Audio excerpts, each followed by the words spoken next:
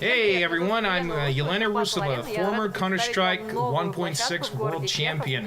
So here we have a CS mansion recreated in a city of Chekhov in Russia, where we're going to play Airsoft. That's an exhibition game between the champions of the first season of BattleArena, South Park, and Team KIRBY, the champions of the second season of BattleArena. So it's a 5-on-5 match. One team is a terrorist team. They're going to be holding a hostage inside the mansion, and the second team is a counter-terrorist team. They're going to have 5 people attacking the building, and they will also have a shield to back them up. And as well, they will have 1 respawn each, unlike the terrorist team. So that effectively doubles the amount of lives that the counter-terrorist team has when they're advancing on the mansion. Okay, so South Park. They're gonna be attacking first, and we're about to start this. Okay, as always, here with me in the studio, commentating for your pleasure, is my good friend Team KIRBY. And thank you, Shawn Gizatulin, for the lovely introduction. It's wonderful to be back. I'll tell you one thing, those slums in Indonesia, that's one hell of an adventure, Shawn. All right, round 1. Okay, Team KIRBY is defending for round 1. Oh, look at that aggression. Udav moving into the corridor from the safety of the house. That might be a mistake. Ooh, already 1 man down for South Park. So they're down 1 respawn. That's not off to a very good start with South Park. Less than 30 seconds on the clock, already 1 man down. But no, the grenade went off. He's behind the shield. He's okay. But this is interesting. I have yet to see in our league spawn trapping, and that's what Udav is trying to do right now. Ragnar is down, so there's 1 less respawn. And in order to respawn, they have to go back to the starting position behind the outer wall of the mansion. So if you played Counter-Strike back in the day, you know what I'm talking about. And one just happened. And audience, you probably heard the noise, which means they're back in business. Okay, so we're back in equilibrium, 5-on-5. But then again, you know, even without any additional respawns for the defending terrorist team, it's still a lot easier to defend this house because it's essentially a fortress. Okay, grenade out. Almost went into the tunnel and killed the shield. Oh, he messed up a little bit. It messed up a little bit. That was a grenade. And for those of you with keen hearing, there's some fine Russian vulgarity in the background of that terrible throw. But isn't there always? Yeah, so far we've got 3 grenades thrown into that one little corridor, but it hasn't done anything. Non-hit so far. So it looks like this window is either cursed or something like that. Now, Shawn, you're a bit of an expert as a man who used to play strike ball as the shield bearer. Yes. Now, what is this guy doing? 1 man down for KIRBY. 1 man down for KIRBY. Look at the distance. That was that was a great shot. That 40-meter shot through 2 windows. Very nice. Yeah. But back to what I was saying, Shawn. As a shield bearer, in this circumstance, would you push out or would you try to stay there and maybe chip away? Well, look, I mean, first of all, you know, using your secondary weapon and your shield when you're not actively advancing inside a building is actually a pretty dumb idea. What you need to do is have another one of your teammates shoot over you, you know, and he's going to be the one to take the targets out. You're just there to take the hits and attract attention. So whatever he's doing with that pistol is just he's getting in the way. See, and that's what got Doob killed just now.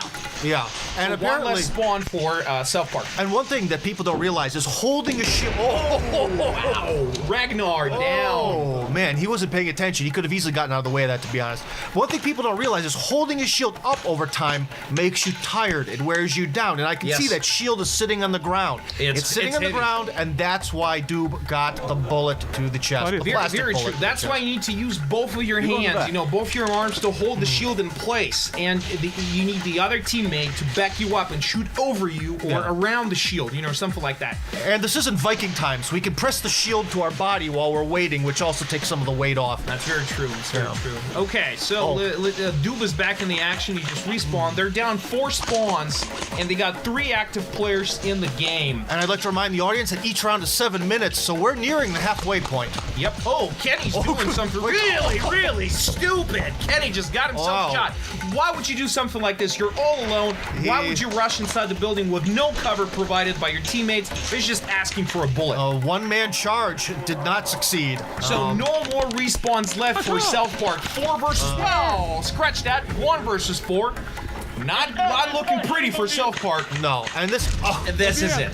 That's the return favor. We saw that massive shot that went about 40 yards from that little building, the guardhouse. Yep.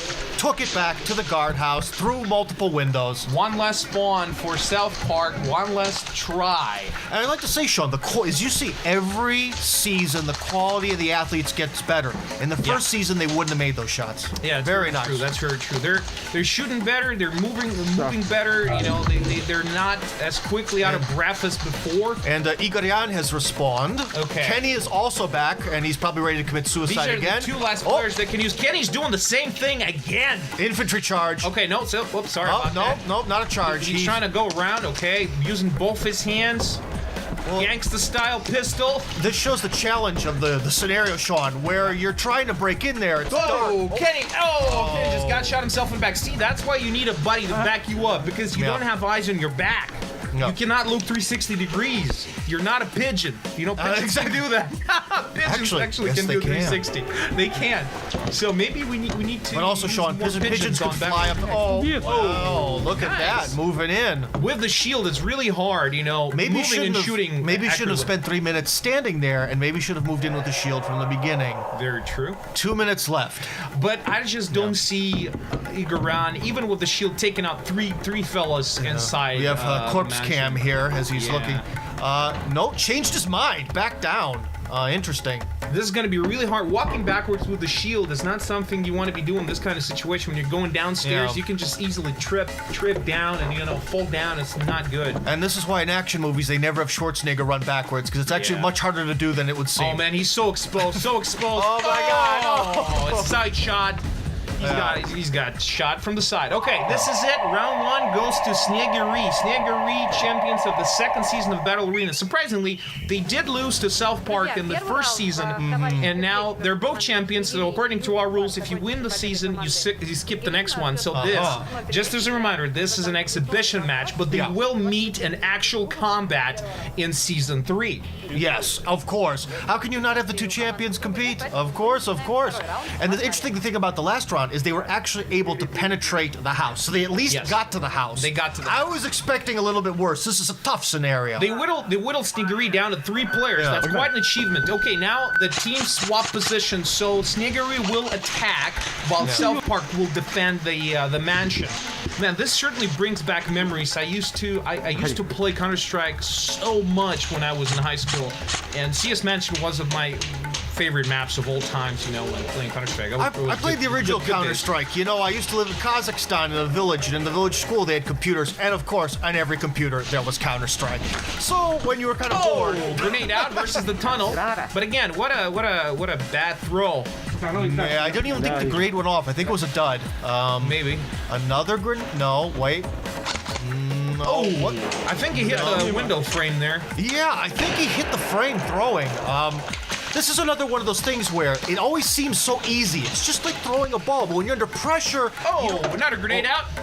Nothing. Yeah, uneventful. And a third grenade. Oh my God, that one actually went over the shield. What a brilliant throw. Man, we just witnessed like what, 6 or 7 grenades go through that window to no effect, and then this one takes out 2 players instantly. Sometimes there's a little thing called luck, Shawn. Yeah. And so -2 respawns for Snegery here. Yeah, we should remind the audience that each member of the attacking team gets 1 respawn. Yeah, counter-terrorists got 1 respawn each, while terrorists got none. But they got a beautiful mansion to defend. When you're walking outside in the bright light, attacking a house that's completely dark on the inside, you're going to need those respawns. That's fair. Visually, this is very tough for the attackers. Okay, Snegery all respawned, ready to go. See, they're doing the smart thing. They're not pressing onto the mansion when they don't have the full team. You know, ready. They're split into 2 little teams. Okay, so as you can see, they're not attacking when they don't have the full strength of the team behind them. They got 2 little teams the shield team, which is going through the side tunnel with Udaf, the team's captain. Oh, nice. That was a beautiful shot by Udaf. I don't even know how that was possible. The shot must have hooked. I don't even know how he did it. He probably hit the very top of Kenny's helmet. So now South Park down to 4 players is gonna make things a little bit easier for Sniggery, but not by a whole lot because this is still a fortress with 4 people inside it. And that's exactly why the reason why this is a match about coordination, and they should really be simultaneously attacking. Because when the guys in the house can put their full force, their full attention on one point, it's hopeless. It is hopeless indeed. So coordination, I think it's even more important for the attacking team than for the defending team in this kind of situation because, basically you can just assign a player to each one of the important windows that are out there on the mansion, and that's it. You know, you don't really need much more than that to be effective at defending the place. But when you're attacking, you need to know exactly what each one of your players is doing. Okay, ooh, that was a... they actually made it. Shot. Almost hit, almost connected. Made it through the crack. Very nice. Very narrow opening there. It's a lot easier for South Park player here, the green one, shooting through it, rather than for the attacking team to shoot inside that little opening. It's really narrow. Okay, Ragnar on... we are at the halfway mark? Yep.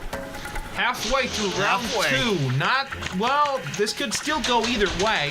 4 players for South Park available inside the mansion. Entire team of Sniggery is ready to take the fight to the enemy. They're down 2 respawns though. And also, we can't forget that there is limited ammunition. They do have 6 magazines. Oh, beautiful shot, a long-distance shot. What a beautiful shot. And you know, at this kind of sharp angle, it's really hard to hit. Okay, so down to 3 guys for South Park. But it doesn't seem to matter too much because they're not able to advance. Yeah. Time is ticking. Sniggery, which is bullfinches in English, they are a lot more careful in their advance. You can see they're not making any rash decisions like Kenny did the last round, you know, running but the thing is, it was heroic. It was awesome how he died, especially he just opened the door and got murdered. Minus 1 more respawn for Sniggery, but this guy can still respawn back, I think. No, he's out. He's out of respawn. And as you can see, Shawn, there's really only 2 points at which you can enter, which makes that little archway there very deadly. Very deadly. Yeah, you got to use the hedgerows more. You see there's a little shack here on the left side of the map. You can use it as cover. But it's really small. That was a pathetic grenade throw. What was he thinking? He couldn't even see his target. That was terrible. I don't know. These guys are just edging towards the archway. I don't think it's basically what they're trying to do is, get some of the attention. There we go. Moving in, finally. Behind the hedges. Yep. Hedges are good cover, but you need to duck down to use them. You know, it's really hard to walk like that when you're ducking. And when they're made out of wood, trust me, the pellets will not go through them. They won't. Everything's made of wood here. Okay. Move towards the building. Did you see that throw? That went to the second story. Doob is out. Down to 2 players for South Park. South Park's not looking pretty for South Park right now. Versus 4. But then again, they have the superior position. And here's where the hesitation could kill them. Yeah. They got the panic, they had a grenade in, they got a kill, and now they're like, you know what, let's think about this. Less than 2 minutes left on the clock. Let me scratch my butt a little bit. Like, dude, you got to get in there when the panic, when the confusion is there. Yes, you got to press the advantage. And now, the defenders are perfectly set. 1 minute left. Look at that. Okay, Sviat. Now, Sniggery doing the right thing. 3 guys stacked up against the window. This is how you want to be entering buildings at all times. Stacking up is the first thing. It's the first order of business, you know, when you want to assault. Okay, they're in. Assault. Storming. Okay. You see Sviat is covering his... okay, down to 1 player for South Park. Now, I have to say, that was terrible defense. He had 3 guys on the stairs. Like dominoes, he fell back. Even if you get killed, this isn't real life, he should have gone out there and just kept shooting. He could have taken out maybe 2 of them. There's less than a minute left. Can they take out the last player of South Park? Ooh! One player down. Two players dead for Sniggery, but they got the hostage. They got the hostage out. They got the hostage out. He's yelling, "Get behind me! Get behind me!" Okay, now they're falling back. The smart thing to do, you know. And judge's decision. Okay, so yes, they got it. They got it. They got it. Just a second. I agree with right on the money. Right on the money. Right on the money. Great show here. Wow. Okay, so basically we did a best of 3. So Sniggery did win, but they're gonna give a little redemption match or the redemption attempt for their opponents since they love him so much apparently, or they either want to humiliate him more or something like that. So they're gonna go one more time, one extra bonus round. The redemption round. The redemption round. Yeah. Ooh. So South Park's on the right. Kenny, the shorter captain, he's the you can see they even have their own special emblems using the South Park characters in dead form without copyright. So be careful. Parker and Stone could sue you, boys. All right. But this is Russia, so maybe creators of South Park are not aware that Russia exists. Or something. I personally don't even know whether to take it as a compliment or an insult. I actually wrote a book, and within the same day of it being published, it was already stolen online for free. Oh, okay. So I don't know if people consider me to be that famous and important, or Russians are that good at pirating stuff. I don't know. Bonus redemption round. Yeah. Team swap again. So Sniggery back inside the mansion. We've seen them defended. They did defend it well. Can South Park redeem themselves in the eyes of our viewers and prove that they are capable of taking down their most powerful rivals, Sniggery? What's funny is that in the finals of season 1, South Park did dominate Sniggery, but now it's the other way around. Well, it might just be the right scenario, the right training and experience. I'm not quite sure. I'm actually glad to be commentating this, Shawn, because one guy down for South Park, one less respawn, so 4 extra lives left out of 5. I'm very glad that I'm commentating this instead of participating, because I think I could get really humiliated. In my mind, I want to let Kenny run in there and be cool, but I'd probably just get killed by the swimming pool. I think Kenny got in undetected behind the hedges there on the right side of the yard. Well, Shawn, before the match, you were mentioning to me something about the size of players mattering, and actually, Kenny is very small and very sleek. A beautiful grenade throw versus the dead zone. Yeah. Down. Yes.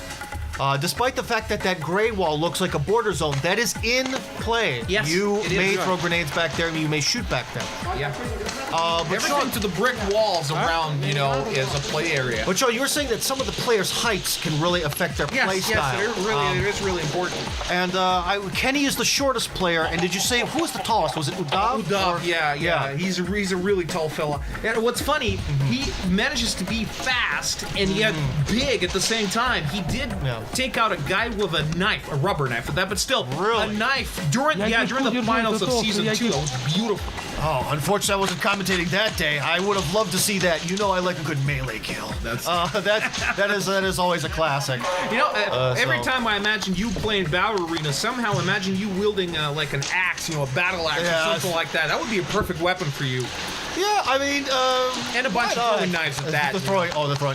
Throwing knives are for rogues. Throwing axes. Grenade in the tunnel. Did it go? No. Nobody was hit. The shield blocked all the pellets from coming from the grenade. Yes. Okay, so what do we have here? 4 players for Sniggery. But they're defending. They're defending. So losing a single guy is not a big deal. And as we were seeing on the last view, we were getting some shots from far away. You could tell the gun isn't really up to his face. What are you doing? Get the gun up to your face. You're never going to hit anything. Shooting from your cheek. Yeah, he's just trying to put some pressure, pin the enemy down, as opposed to actually taking someone out. And then again, you get experience, shooting from the hip like this. The more you use your airsoft weapons, the more accurate you get with them, even without aiming down your sight. So there is some -1 more player for Sniggery. Down to 3 guys. We're halfway through the round 3, which is the bonus redemption round. Sniggery did win, so they got nothing to worry about. I'd also just like to point out the realism of this scenario. I think those trees and the swimming pool are real.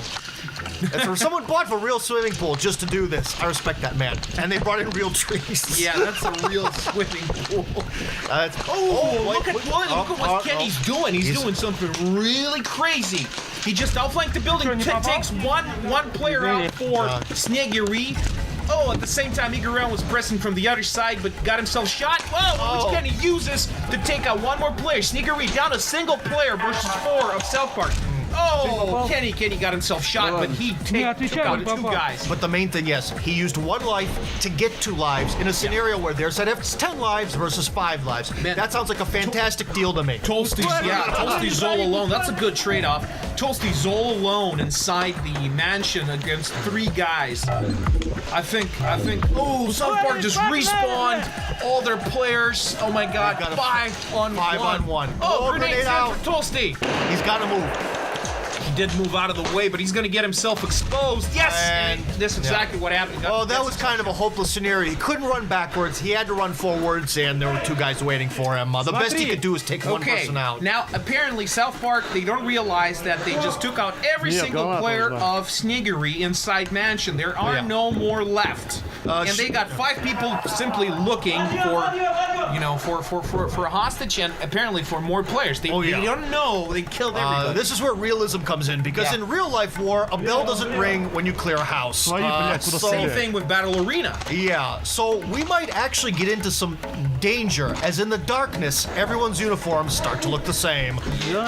Okay, shield guy through the window, not something I would do, but okay. Okay, oh, grenade! Oh! Wait. Did you see that? He got confused and he tossed the grenade inside the room thinking it was the enemy, but oh my gosh. What he ended up doing, he killed himself and 2 more of his teammates. 3 guys dead by a friendly grenade throw. Friendly fire is not so friendly today. Guys, there's this thing called the Russian language. Use it. Why don't you try talking to each other?